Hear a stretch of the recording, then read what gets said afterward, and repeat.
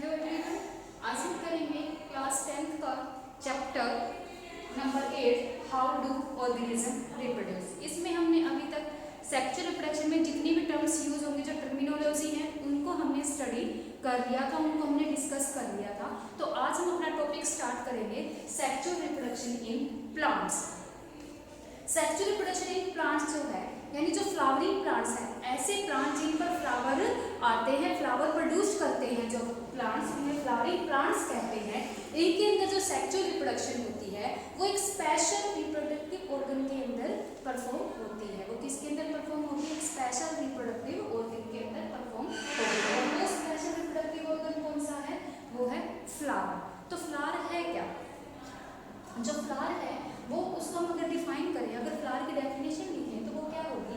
ये एक स्पेशलाइज्ड होगा, कंडेंस्ड होगा और रिप्रोडक्टिव शूट होगी। यानी फ्लावर की डेफिनेशन क्या है? ये एक स्पेशलाइज्ड ऑर्गन हो गया, यानी स्पेशल किस काम के लिए क्या काम कर रहा है वो, क्या फंक्शन परफॉर्म कर रहा है वो? स्पेशल सेक्सुअल रिप्रोडक्शन को परफॉर्म करेगा। तो स्पेशलाइज्ड हो गया। इसके बाद क्या है उसमें? कंडेंस्ड। कंडेंस्ड का मतलब छोटी सी, स्मॉल साइज की है, मतलब एक बहुत सारे पार्ट एक में कंडेंस्ड हो गए हैं। थर्ड इसने क्या बोला कि ये क्या है? रिप्रोडक्टिव शूट है। शूट क्यों बोला? क्योंकि ये स्टेम के ऊपर प्रेजेंट होता है। और किसके अंदर होगा? फ्लावरिंग प्लांट्स के अंदर ये होगा। तो हम बात करते हैं पार्ट्स ऑफ फ्लावर की। तो जो फ्लावर है उसके दो पार्ट्स होते हैं, एक होता है एसेंशियल एंड दूसरा होता है नॉन एसेंशियल। एसेंशियल पार्ट वो पार्ट होते हैं जो सेक्सुअल रिप्रोडक्शन में डायरेक्ट फंक्शन नहीं करते, मतलब वो डायरेक्टली इन्वॉल्व नहीं होते। इसका मतलब क्या हुआ कि वो फंक्शन तो करेंगे लेकिन वो क्या करेंगे? इनडायरेक्टली फंक्शन करेंगे। और नॉन एसेंशियल पार्ट्स कौन से? अगर हम एसेंशियल पार्ट्स की बात करें तो दो हैं, कैलिक्स एंड कोरोना। अब आप 8th वाली जो चीज़ है वो भूल जाइए, क्योंकि आप स्पेशल टर्म यूज कीजिए जैसे कैलिक्स एंड कोरोना। इसके बाद है नॉन एसेंशियल पार्ट। ये वो पार्ट होते हैं जो सेक्सुअल रिप्रोडक्शन के अंदर डायरेक्ट फंक्शन करते हैं। तो इनको हम क्या कहेंगे? Androecium and gynoecium. ठीक है, एंड्रोइशियम एंड गायनोइशियम। तो एंड्रोशियम जो होता है वो मेल पार्ट होता है और ये क्या होता है? फीमेल पार्ट होता है। जो एसेंशियल पार्ट है इनको हम नॉन एसेसरी पार्ट भी कहते हैं। इनको हम नॉन एसेसरी पार्ट्स भी कहेंगे और इनको क्या कहेंगे? Accessory parts.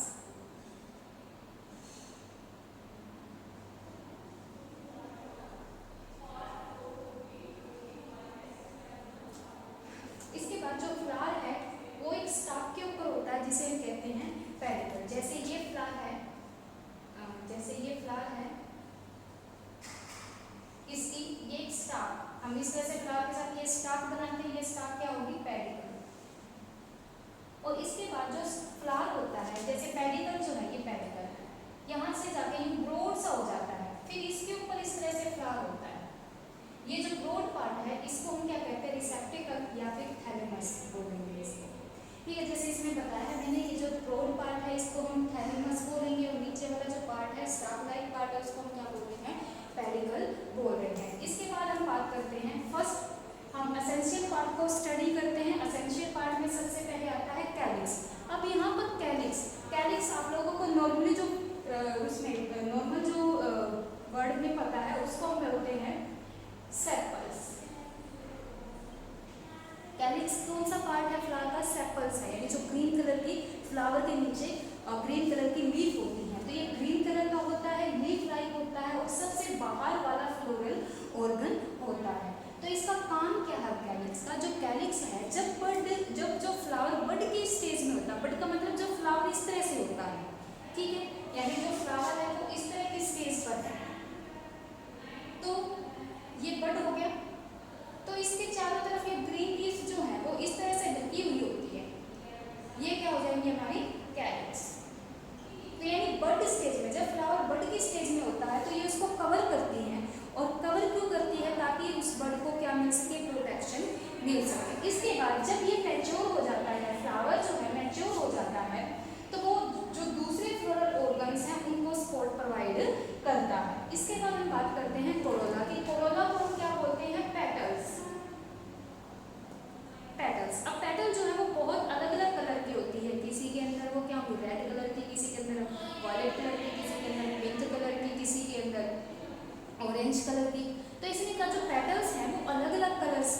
होती है।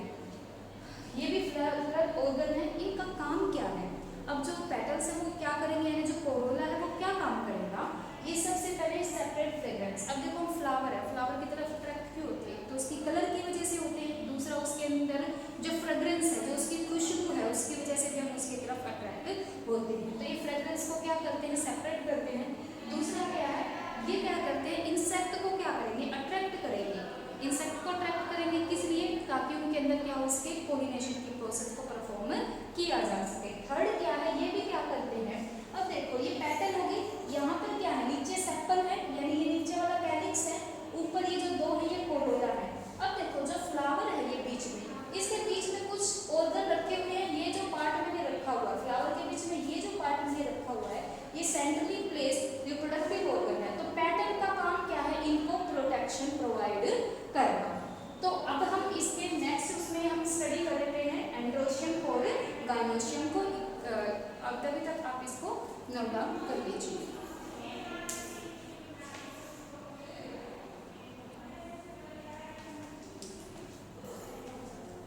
अब हम स्टार्ट करेंगे third part, that is androecium. Androecium को हम स्टेमन भी बोलते हैं और ये फ्लावर का मेन पार्ट होता है। इसके एंड्रोशियम के अंदर टू पार्ट्स होते हैं, एक है एंथर, दूसरा है फिलामेंट। अगर हम बात करें इसके स्ट्रक्चर की तो इस तरह की स्ट्रक्चर होती है।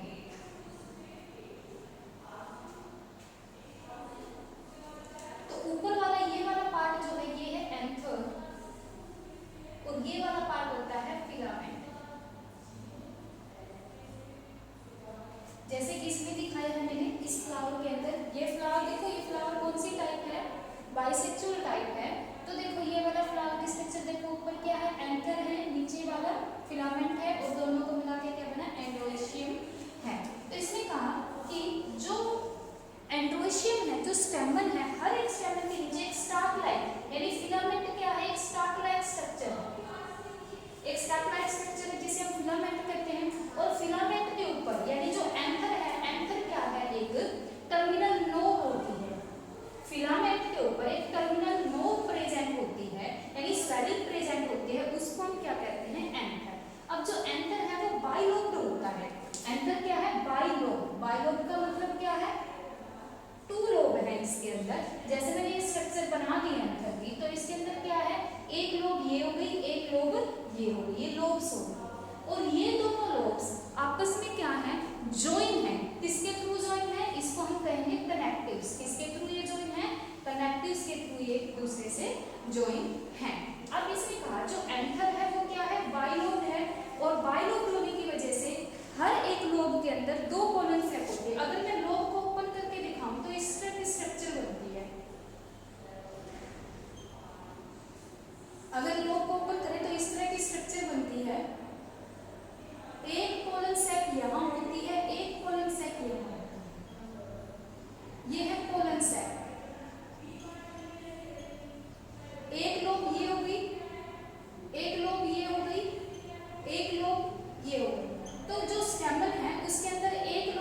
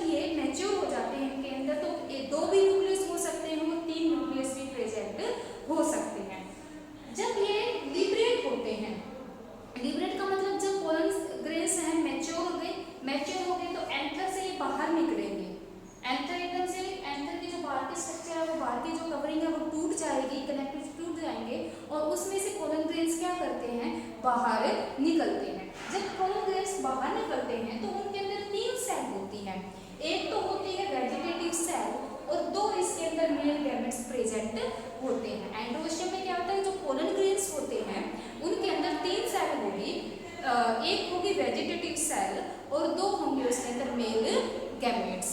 इसके बाद हम करते हैं gynoecium, that is female reproductive part. आप इसको नोट डाउन कर लीजिए।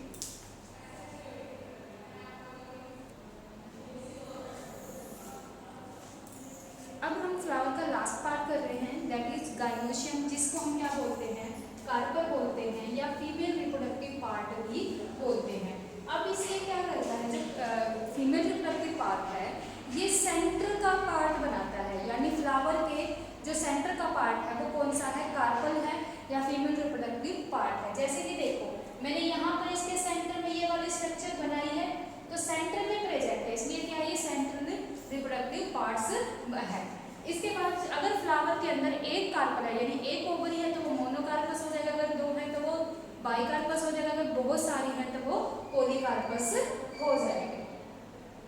इस तरह से इसके अंदर एक फ्री यूनिट होती है जिसको हम क्या कहते हैं, पिस्टिल बोलते हैं। गाइनोशियम के 3 पार्ट होते हैं, ये है स्टिग्मा, स्टाइल एंड ओवरी। जो स्टिग्मा होता है ये टर्मिनल पार्ट होता है, यानी सबसे ऊपर का पार्ट होता है, टर्मिनल है, रिसेप्टिव पार्ट भी कहेंगे इसको। जो स्टाइल है ये एक ट्यूब लाइक पार्ट होता है, मिडल का पार्ट होता है, और जो ओवरी है ये बेसल स्वोलन पार्ट है। तो पहला हम पार्ट स्टार्ट करते हैं स्टिग्मा। अब मैं आपको एक स्ट्रक्चर बना के अलग से इसमें से इस स्ट्रक्चर को निकाल के मैं यहाँ पर बना रही हूँ।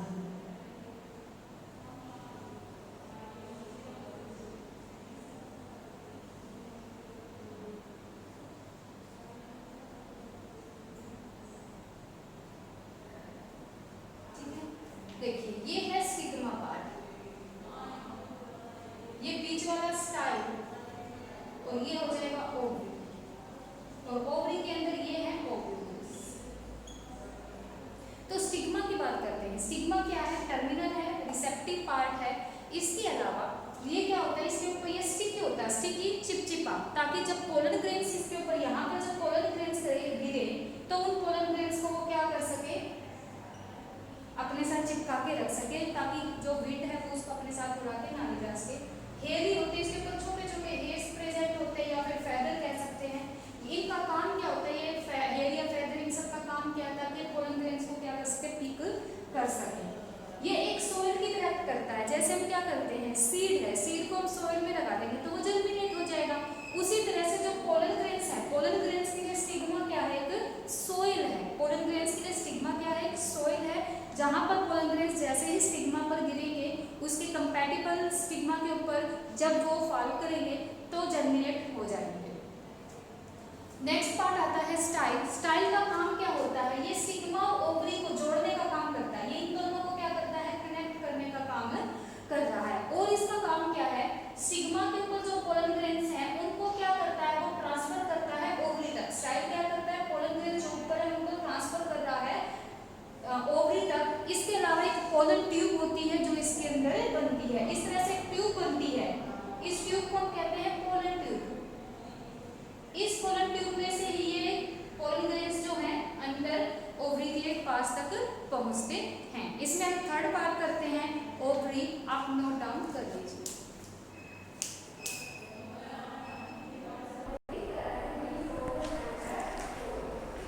अब गाइनोशियम का जो थर्ड पार्ट है दैट इज ओवरी। अब ओवरी को मैं अलग से दिखाऊं तो इसमें जो पार्ट है बेसल पार्ट है, जैसे कि ये वाला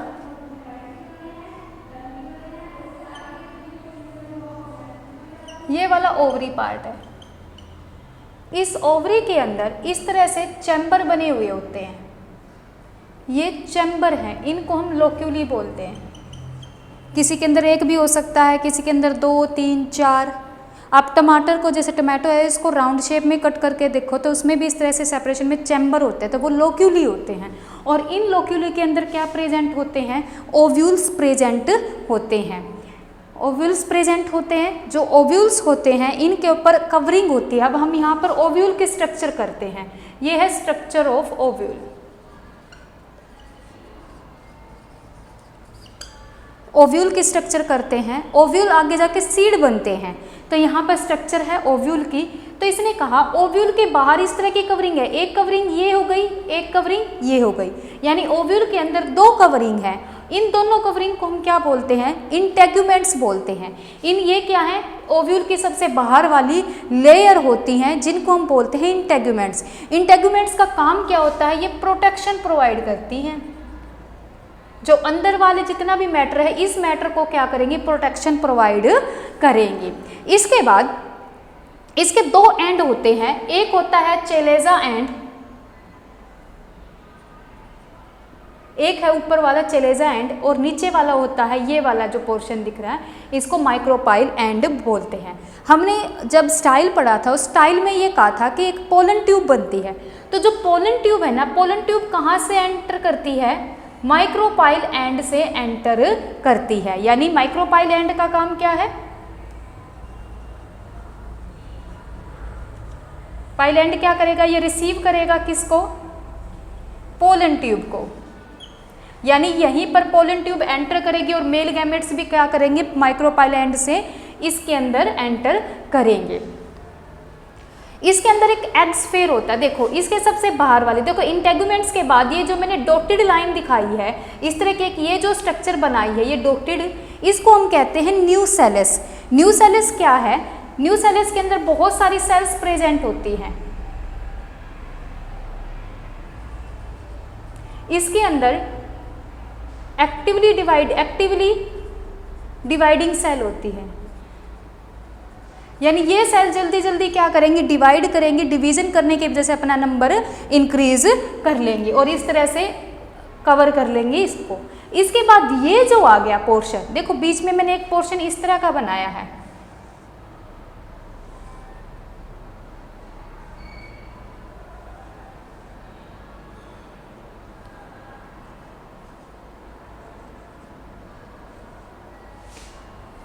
तो ये जो पोर्शन है इसको हम कहते हैं ऊस्फेयर, एग एपरेटस, एम्ब्रोयोसैक, इसको हम एम्ब्रोयोसैक बोलते हैं, ठीक है,